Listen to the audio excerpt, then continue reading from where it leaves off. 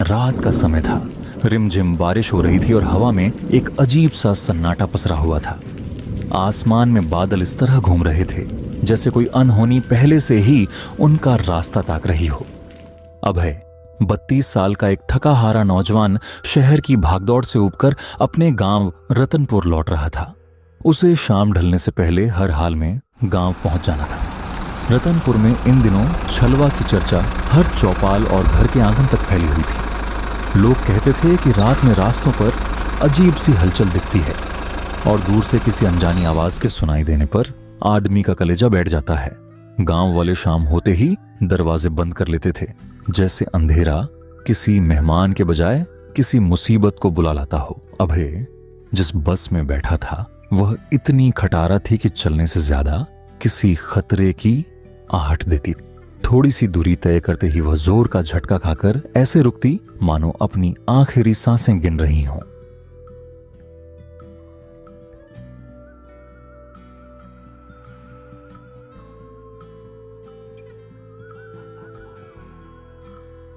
क्या बदकिस्मती है। लगता है ये बस तो हमें रात भर ऐसे ही घिसटाती रहेगी। अभय ने खिड़की से बाहर झांका तो देखा कि रास्ता आगे बढ़ते बढ़ते और भी घने जंगल में बदलता जा रहा है। रात अब पूरी तरह गहरी हो चुकी थी और बस अभी भी गांव से करीब 10 किलोमीटर दूर थी। 7 साल बाद अभय अपने गांव लौट रहा था, लेकिन वहां क्या क्या बदल चुका है इससे वह बिल्कुल अनजान था। बस के भीतर सन्नाटा पसरा था। कुछ यात्री नींद में थे तो कुछ धीमी आवाज में बातचीत कर रहे थे।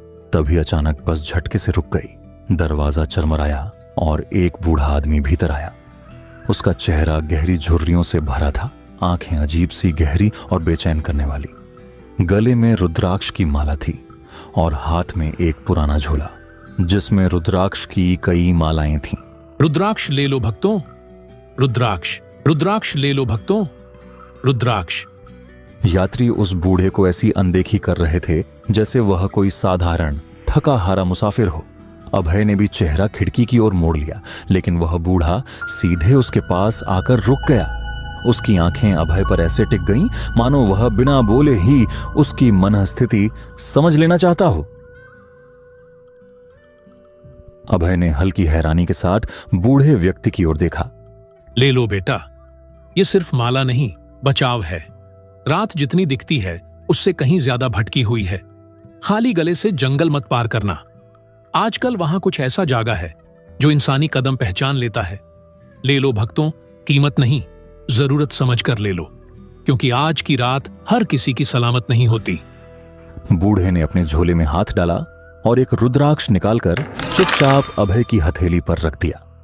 रुद्राक्ष से अजीब सी गर्माहट उठ रही थी, मानो वह किसी अनदेखी धड़कन के साथ जीवित हो। रख ले बेटा, आज की रात खाली हाथ चलना ठीक नहीं।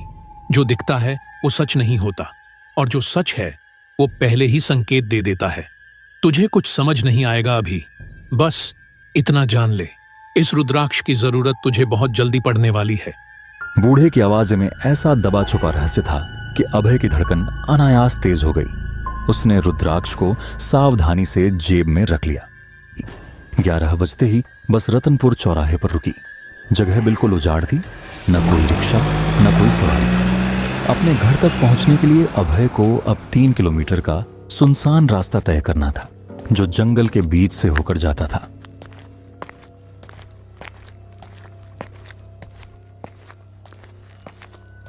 रतनपुर का रास्ता कच्चा था और नम मिट्टी की गंध से भरा पड़ा था, और उसके दोनों ओर पेड़ ऐसे खड़े थे जैसे अंधेरे में किसी अदृश्य पहरेदारी में मुस्तैद हों। हवा ठंडी थी, फिर भी अभय की पीठ पर पसीना रेंग रहा था। जंगल के सन्नाटे में चलते हुए अभय बेमन से खुद से बातें कर रहा था। चल अभय, बस 2-3 किलोमीटर ही तो है। रात भी क्या खराब चुनी है तूने घर आने के लिए। ये रास्ता भी मानो मजे ले रहा हो मुझे पैदल घसीटने का। चल चलते रह, पहुंच ही जाएगा। जब अचानक उसकी रीढ़ में एक अजीब सी सिहरन दौड़ गई, मानो किसी की नजर उसके पीछे अटकी हो। वह झट से मुड़ा, पर अंधेरे में बस पेड़ों की लंबी कांपती आकृतियां हवा के झोंकों के साथ हिलती दिखाई दी। आसपास इंसान का कोई निशान तक नहीं था। कौन है वहां? अगर कोई हो तो सामने आकर बात करो, छुप कर पीछा क्यों कर रहे हो? दिखो, मैं जानता हूं कि कोई है। कौन कौन है वहां? सामने आओ। कोई जवाब तो नहीं मिला, लेकिन हवा में अचानक एक बर्फ सी ठंडक तैर गई।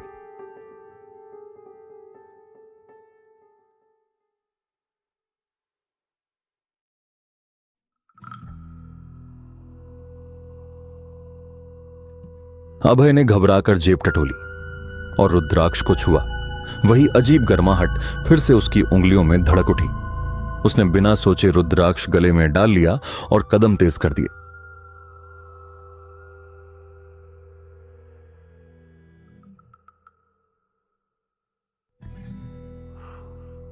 तभी पेड़ों के साए के बीच से एक काली आकृति उभरने लगी, मानो इंसान जैसी, पर उसका चेहरा धुएं की तरह धुंधला था। उसकी आंखें लाल अंगारों की तरह चमक रही थीं और वह सीधे अभय की ओर बढ़ रही थी।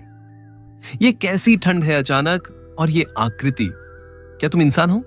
कुछ बोलो। मुझसे दूरी बनाकर रखो, मैं चेतावनी दे रहा हूं।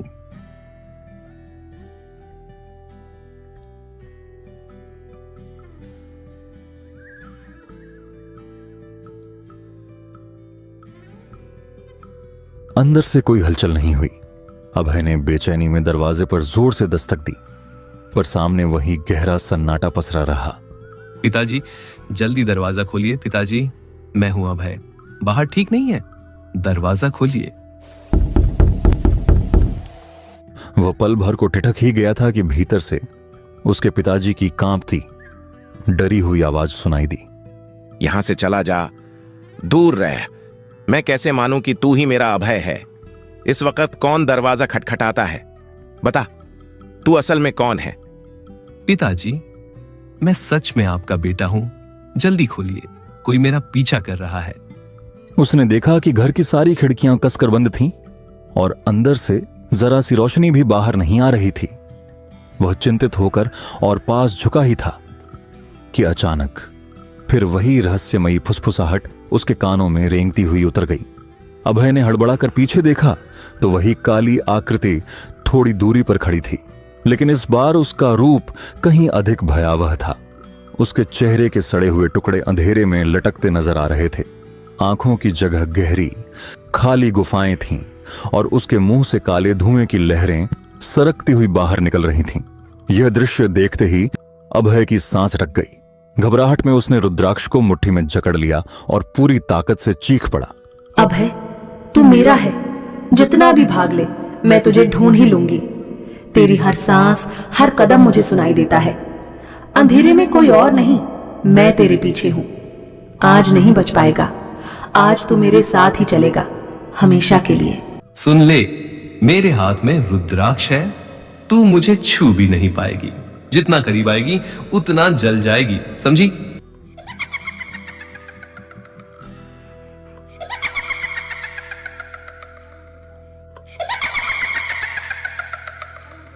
रुद्राक्ष तेरी रक्षा नहीं करेगा अभय, तू मेरा है।